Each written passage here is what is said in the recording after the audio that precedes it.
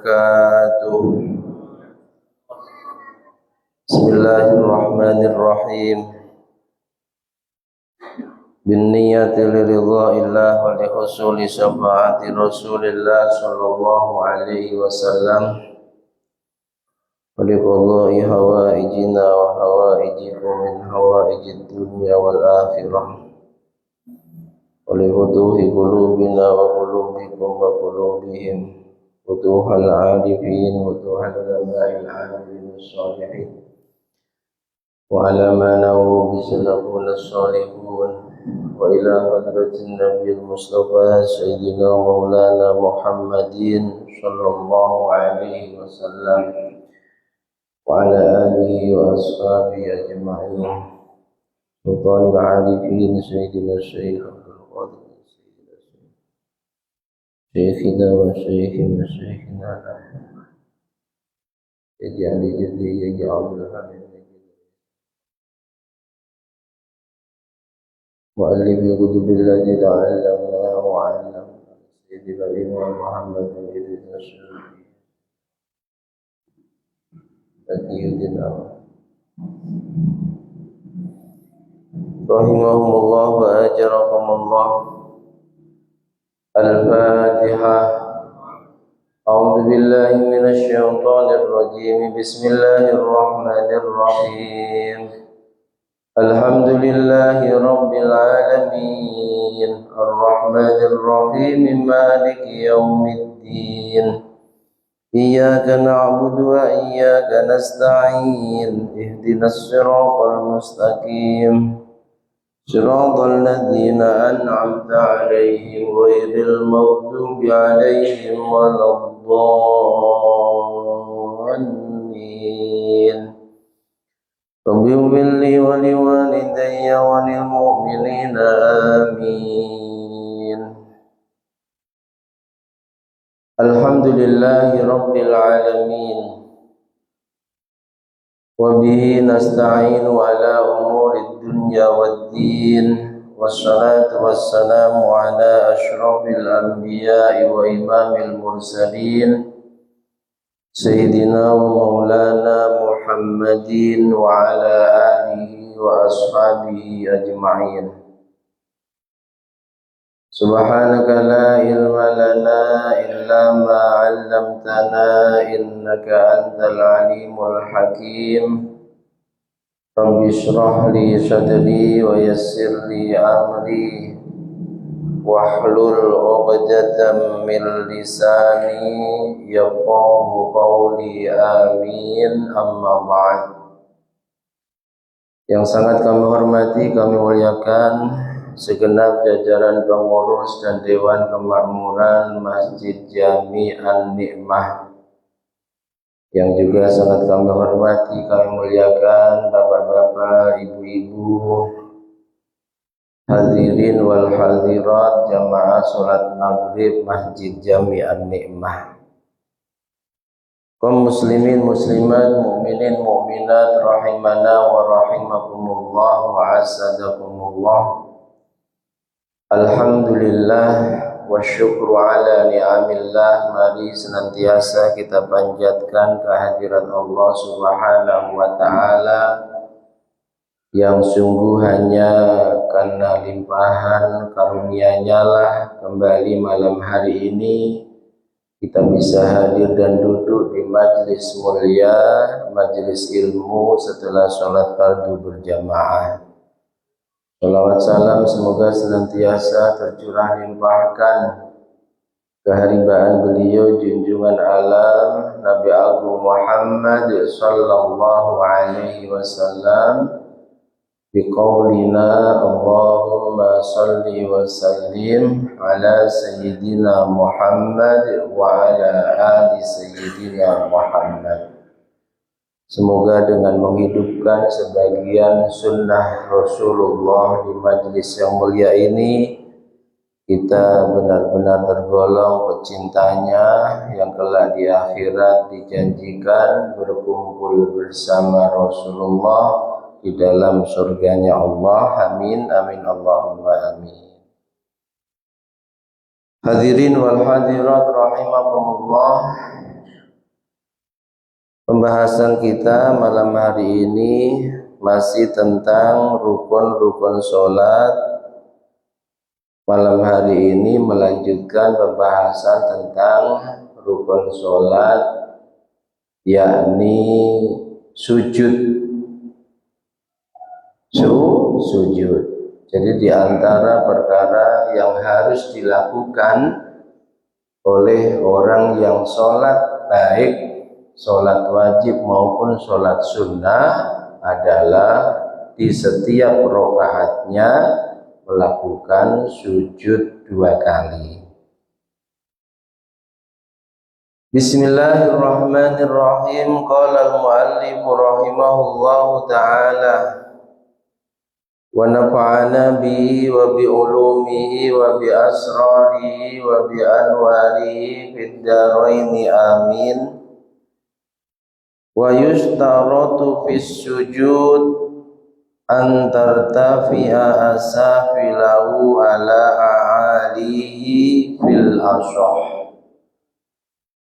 Dalam sujud disyaratkan anggota tubuh bawah ini posisinya harus diangkat, sehingga anggota tubuh atas itu lebih rendah daripada anggota tubuh yang bawah. Kalau kita berdiri, ini kan anggota tubuh dari atas ke bawah. Saat sujud, ini anggota tubuh bawah harus lebih tinggi daripada anggota tubuh yang atas. Fil ashah, menurut qaul ashah, qaul pendapat al-ashah yang kuat dalam mazhab Syafi'i. Li'annal Bara' bin Azib, dalilnya sahabat Bara' bin Azib rafa'a ajizatahu wa qala, itu ketika sholat mengangkat ajizahnya. Ajizah itu, mohon maaf, maknanya bokong, pantat. Ketika sholat, ketika sujud, sahabat Bara' bin Azib itu mengangkat pantatnya lebih tinggi daripada punggung dan kepalanya, dan dia berkata, hakadha kana Rasulullah sallallahu alaihi wasallam yasjudu. Beginilah Rasulullah saat sujud dalam sholatnya. Jadi pantat posisinya harus lebih tinggi daripada punggung sampai kepala. Rawahu Abu Dawud wan Nasa'i wa shahahahu Ibnu Hibban. Hadis diriwayatkan oleh Imam Abu Dawud, Imam Nasa'i, dan Imam Ibnu Hibban mengatakan hadis ini sahih. Pendapat pertama, pantat harus lebih tinggi daripada punggung dan kepala, harus diangkat pantatnya. Lalu bagaimana andai sama, rata antara kepala dan pantat itu sama? Wasani tajuzul musawah. Menurut pendapat yang kuat enggak sah sujudnya. Tapi menurut pendapat kedua, kalau sama masih sah. Tapi kalau praktek sujudnya kepala lebih tinggi daripada pantat, sepakat ulama tidak sah. Ini harus dipraktekkan ini. Pak Bobi mohon berkenan biar paham jamaah, karena ini berkaitan dengan pertanyaan Pak Haji ya minggu kemarin. Coba mohon maaf, praktek sujud. Sujud ini ada 2 pendapat ya. Pendapat pertama, harus di atas 7 anggota sujud. Sebagian jidat, 2 telapak tangan, 2 lutut, dan jari kaki bagian dalam. Pendapat Imam Ar-Rafi'i tidak harus di atas 7 anggota. minimal adalah yang diletakkan di tempat sholat sebagian dahinya. Nah sekarang kalau ada orang sujud seperti kata yang kemarin ditanyakan, coba praktekkan seperti kata, jadi rata. Ini tempelkan kakinya. Nah, jadi pendapat yang ashah, sujud itu nanti pantat harus lebih tinggi daripada kepala. Kalau ada orang sujud kok rata begini, ini kurang rata. Kalau praktek Pak Haji kemarin seperti kata bener, maka pendapat al-ashah gak sah. Tapi pendapat yang kedua, selama masih sama, ini hukumnya sah. Paham ya? Tapi kalau dalam praktek sujud tanpa ada udzur, kepalanya lebih tinggi daripada pantatnya, bisa jadi tempat sholatnya itu posisinya naik, bisa jadi. Atau mungkin orang yang sholat itu menggunakan bantal padahal dia tidak sakit, sehingga ketika sujud posisi kepala lebih tinggi daripada pantat. Ini ulama sepakat mengatakan tidak sah. Nah ya, jadi kalau sama seperti sujudnya kata, tangannya semuanya diletakkan sikunya sehingga antara kepala dan pantat ini rata, tidak lebih tinggi daripada pantatnya, maka masih ada yang berpendapat dalam mazhab Syafi'i sah. Kalau yang terbaik irtafa'a ajizatah, pantatnya harus diangkat. Anggota tubuh yang bawah yang dimaksud ketika sujud itu adalah pantat harus lebih tinggi daripada anggota tubuh yang atas, yakni kepala. Paham ya? Terjawab pertanyaannya. Jadi kalau masih rata, masih aman, meskipun itu bukan pendapat yang kuat.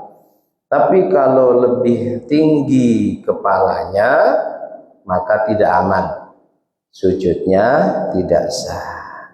Nah, cukup. Walau irtafa'atil ali alal asafil lam yajuz. Kalau lebih tinggi kepalanya daripada pantatnya, tidak sah sujudnya. Jazama bihir rafi'i, sebagaimana yang difatwakan oleh Al-Imam Ar-Rafi'i. Walau ta'adzarat hay'ah rafal asafil alal aali li'ilatin.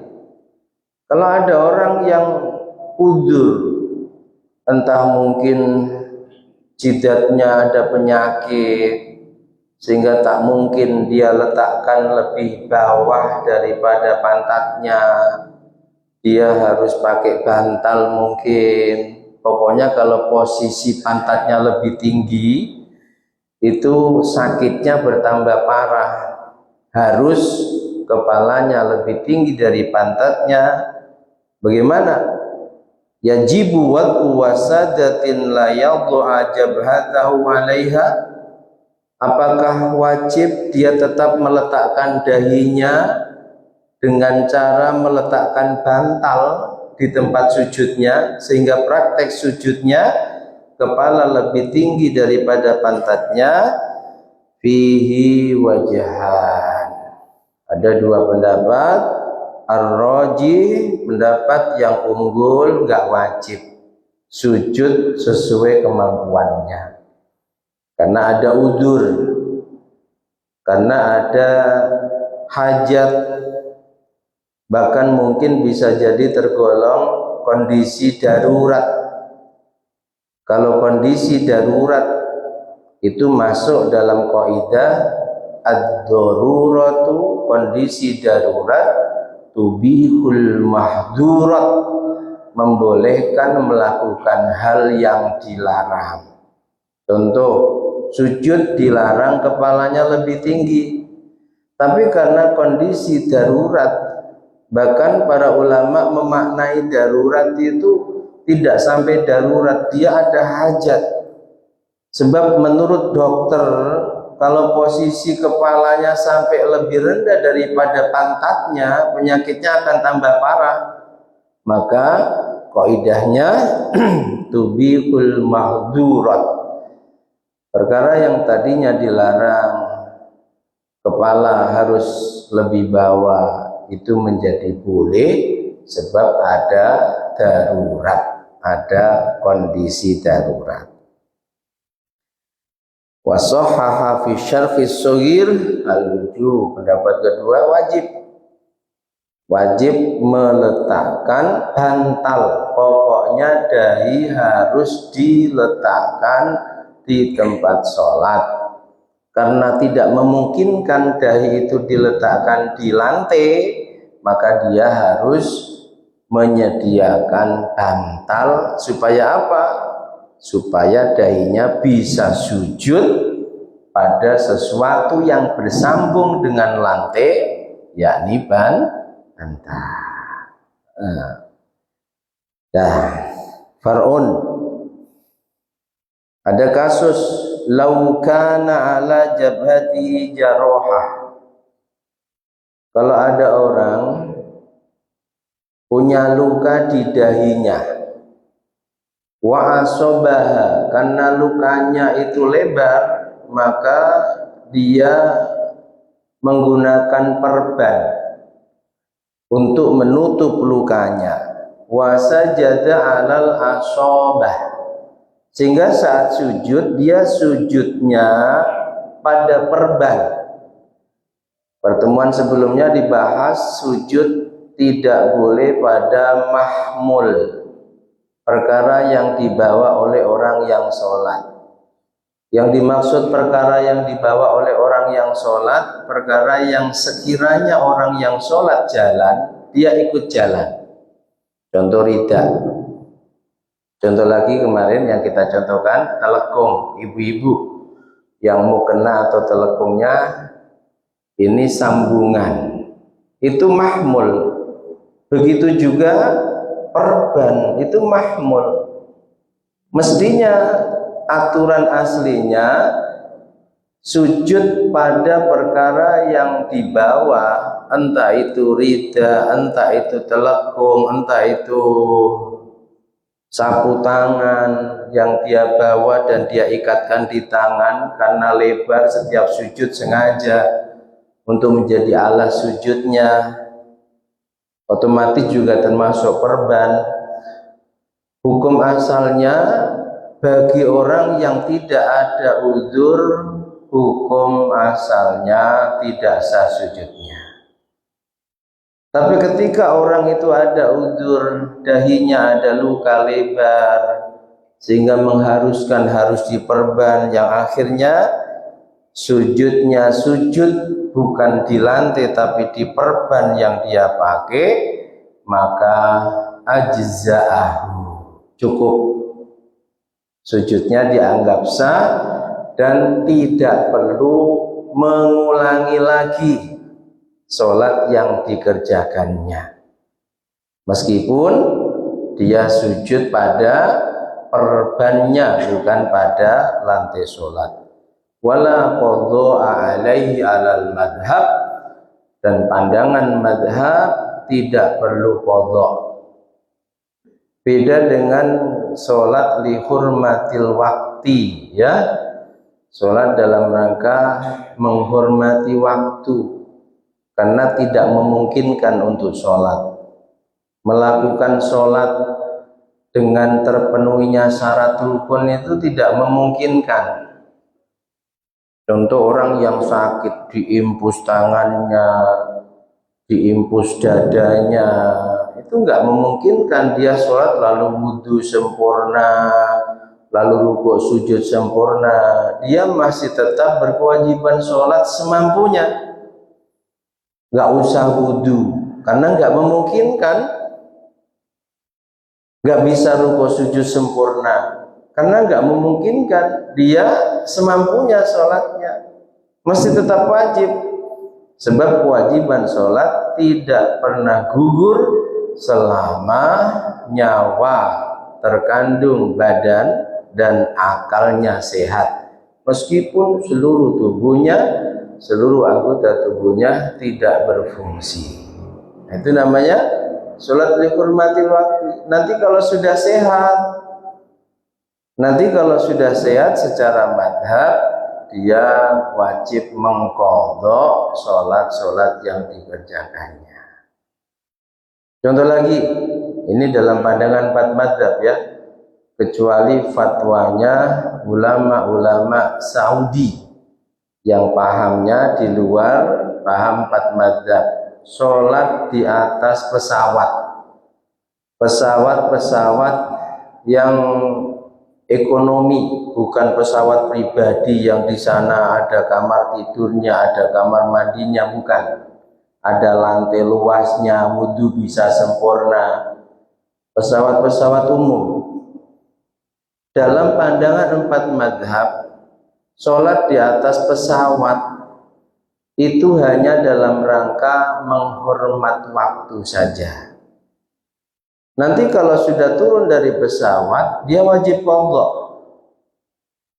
Sebab apa? Sebab sholatnya tidak memenuhi syarat rukun.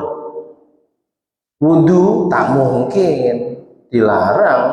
Wudhu pakai air di pesawat itu sangat dilarang. Tayamum pakai apa? Pakai debu yang ada di kursi dan dinding-dinding pesawat. Mbok ya yang jujur,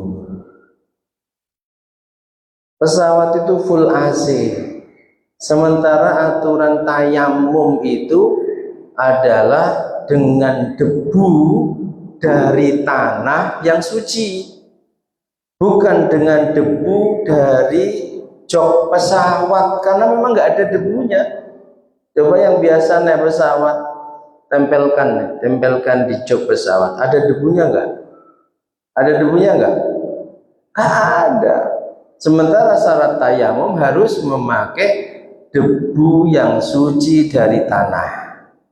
Kecuali kalau sebelum naik pesawat kita sudah menyiapkan debu, bawa debu, nanti pas mau sholat kita tayamum. Nah, silakan. Meskipun demikian, dalam pandangan empat madhab tetap tidak memenuhi syarat rukunnya sholat. Sebab apa? Sebab sholatnya tidak nyambung dengan tanah. Beda dengan sholat di atas kapal, beda dengan sholat di atas kereta api, itu nyambung. Sebab empat madhab sepakat sholat itu harus sujud pada sesuatu yang nyambung ke bumi.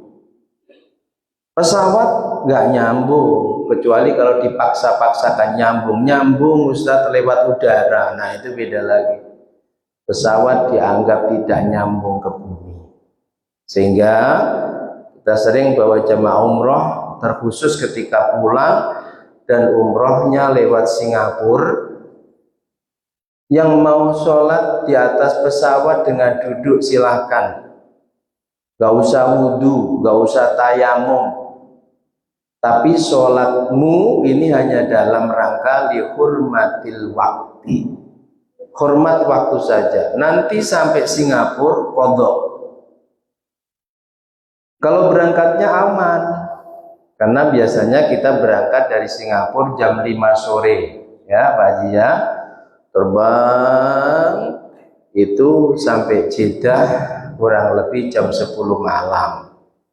Otomatis di pesawat masuk waktu maghrib, kita bimbing jamak takhir, udah nggak usah sholat, karena maghrib isya nanti dikerjakan di Jeddah. Pulangnya itu yang problem. Pulang dari Jeddah umumnya jam 1 malam. Jam 1 malam terbang, itu nanti mendarat di Changi, Singapura, itu sudah ba'da asar. Betul ya? 3:30 umumnya. Berarti ada sholat yang kita tinggalkan. Apa? Subuh, duhur. Kalau kita sholat di atas pesawat, sholat silakan dalam rangka menghormat waktu, sebab tidak terpenuhinya syarat rukun. Wudhu sempurna gak mungkin, apalagi tayamum, debunya pun gak ada. Terus sujud kita tidak pada lantai yang bersambung pada bumi, sehingga sholat semampunya. Dihormati waktu itu ya nggak perlu wudhu, semampunya dengan duduk. Nanti sampai di Canghi berarti harus qadha subuh. Kalau duhur asalnya masih bisa di jamak takhir. Biasanya kalau sudah masuk waktu duhur di atas pesawat, kita umumkan atau kita bisikkan. Ketika jamaah tidak satu gerbong, kita bisiki, ayo sudah masuk waktu duhur, niatkan jamak takhir. Turun sampai Singapura, kita sempatkan untuk qadha subuh 2 rakaat dan sholat duhur asar jamak takhir qashar. Ini pendapat madzhab 4. Kalau fatwanya ulama Saudi itu menganggap sholat di atas pesawat asal didahului dengan tayamum meskipun dengan debu. Gak ada debunya loh, berkali-kali saya buktikan mana debunya, bersih. Itu fatwa ulama Saudi yang pahamnya Wahabi, itu mengatakan sah sehingga tak perlu qadha. Paham ya? Tak perlu qadha. Makanya seorang mutawif itu harus paham. Kalau tidak paham, kasihan jamaahnya nanti. Kasihan jamaahnya nanti. Praktek ibadahnya, mohon maaf, banyak yang tidak sesuai aturan syariat. Nah, jadi kalau ada orang yang sakit sehingga terpaksa dahinya diperban sebab luka, praktek sujudnya di atas serban, pada serban, maka sujudnya sah, otomatis sholatnya sah, dan tak perlu mengqadha ketika nanti sembuh. Paham ya? Tapi kalau dalam keadaan normal, semua sepakat tidak boleh sujud pada mahmul, perkara yang dibawa saat sholat. Apa mahmul? Perkara yang sekiranya kita jalan, dia ikut jalan, kita gerak, dia ikut gerak. Sorban, rida, telekung, serbet, dan yang lainnya. Nah, ini selesai bab sujud. Wal julusu baina sajdataini wa tuma'ninatu fi. Rukun salat berikutnya duduk di antara 2 sujud dan tuma'ninah saat duduk. Minimal jeda yang cukup untuk membaca subhanallah, Allahu akbar, harus ada jeda. Sunnahnya membaca doa duduk di antara 2 sujud, Rabbi firli warhamni wajburni warfa'ni warzuqni wahdini wa'afini wa'fu anni. Dalam sholat fardu wajib ada duduk di antara 2 sujud. Madzhab Syafi'i wajib. Jadi nggak boleh sujud lalu bangun tidak sampai duduk, Allahu Akbar, hanya baru separuh langsung sujud lagi, nggak boleh. Dalam sholat sunnah, dalam madzhab Syafi'i ada 2 pendapat. Ada yang mengatakan meskipun dalam sholat sunnah duduk di antara 2 sujud dan iktidal itu rukunnya sholat, sehingga nggak boleh ditinggalkan. Ada pendapat yang kedua mengatakan dalam sholat sunnah yang wajib hanya ruku, sujud, i'tidal dan duduk di antara dua sujud, itu hanya sunnahnya sholat. Paham? Dalam mazhab Syafi'i. Dalam mazhab Hanafi, baik dalam sholat fardu maupun sholat sunnah, duduk di antara dua sujud dan i'tidal itu hanya sunnahnya sholat, tidak menjadi rukunnya sholat. Ini perlu tambahan wawasan. Bisa jadi sesekali karena kita buru-buru saat sholat sunnah kita ngikuti pendapat yang mengatakan i'tidal dan duduk di antara dua sujud bukan rukunnya sholat. Kalau bisa tetap yang kita ikuti masih ulama-ulama mazhab Syafi'i. Kalau pindah mazhab itu ada aturan sendiri, harus mengikuti mazhab tersebut mulai dari kita praktek wudhu. Nah, sulit itu ya.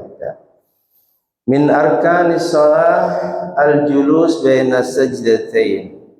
Di antara rukun salat duduk di antara dua sujud, di qouli sallallahu alaihi wasallam lil musii salatah.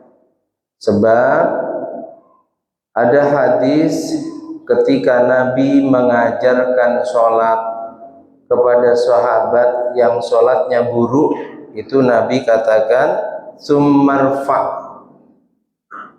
Setelah sujud Nabi katakan summarfa, angkat kepalamu, hatta ta'tadila jalisan, sampai kamu duduk dengan posisi tegak, duduk sempurna. Wa fi riwayah, dalam riwayat yang lain, hatta tatma'inna jalisan, angkat kepalamu sampai kamu duduk dengan tenang, dengan tumanina. Sehingga dari hadis ini ulama-ulama mazhab Syafi'i berpendapat duduk di antara dua sujud dan tumanina saat duduk di antara dua sujud termasuk rukunnya sholat, tak boleh ditinggalkan. Wa fi shahihain, ada hadis lain dalam Sahih Bukhari dan Sahih Muslim, kana Rasulullah sallallahu alaihi wasallam idza rafa'a ra'sah lam yasjud hatta yastawi jalisan. Nabi itu kalau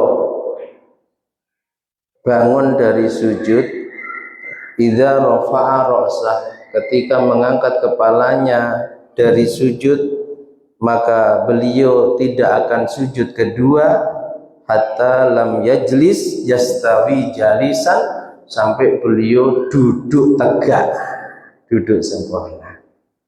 Ini juga dalil yang menguatkan bahwa duduk di antara dua sujud ini termasuk rukunnya salat. Nah, selesai. Kemudian rukun sholat berikutnya duduk akhir, tahiyat dan sholawat pada Nabi, kita bahas pada pertemuan berikutnya. Insyaallah, mudah-mudahan panjang umur, sehat semuanya, dan bisa istiqomah hadir di majelis mulia ini. Amin Allahumma. Wallahu a'lam bishawab. Al-Fatihah.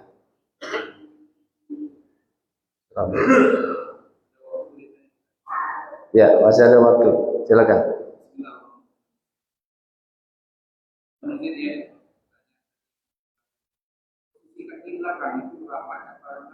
Oh ya. Kadang kita bawa niatnya memang kita itu harus sujud. Kadang bawa lidah dari rumah. Ya. Niatnya memang harus sujud. Ya. Ya. Sholat bawa lidah. Niatnya untuk alas sujud. Langsung diletakkan di begini. Terus saya sujud pada lidah yang saya letakkan di sini. Sah nggak sujud saya? Sah nggak? Sah. Sebab apa? Ini sudah bukan mahmul. Paham? Tapi kalau ridanya panjang, masih kita pakai panjang, lalu saat sujud, mohon maaf, masih kita pakai saat sujud karena saking panjangnya begini, sah nggak? Sah nggak? Tidak sah. Paham ya? Jadi kalau memang dari awal dijadikan alas, ini bukan mahmul karena sudah kita letakkan. Tapi kalau saat kita sholat kita pakai, kan ada nih rida yang panjang itu, gini, sehingga ketika sholat menjadi alas kita, maka tidak sah. Satu. Pertanyaan yang kedua, posisi kaki. Izin Pak Bobi. Jadi kaki saat sujud menghadap sana Pak Bobi, sujud. Gak apa-apa ya Pak Bobi ya. Nah, coba sujud. Geser sini, kabelnya enggak cukup. Sini. Nah, yuk.